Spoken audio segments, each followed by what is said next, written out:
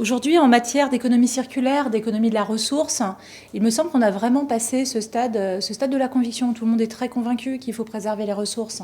Et l'illusion dans laquelle on a vécu pendant assez longtemps, depuis les débuts de la révolution industrielle, comme quoi les ressources étaient infinies, qu'on pouvait continuer pendant encore des dizaines d'années dans le même niveau de croissance économique, je crois que tout le monde a bien compris qu'il fallait forcément changer de modèle.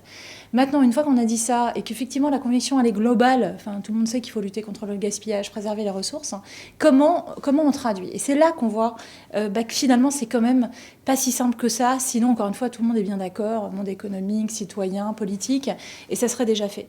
Donc là, c'est vraiment, on est face à une forme de principe de réalité, il faut qu'on accepte finalement les réalités qui doivent advenir avec les mots et les concepts qu'on réclame.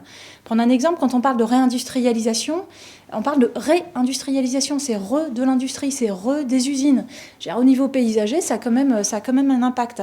Quand on parle de ressourcing, c'est la même chose. Si l'extraction elle est plus près qu'on ressource ou qu'on recycle, une usine de recyclage, là encore, c'est pas un square, c'est pas un joli jardin, c'est une usine de recyclage.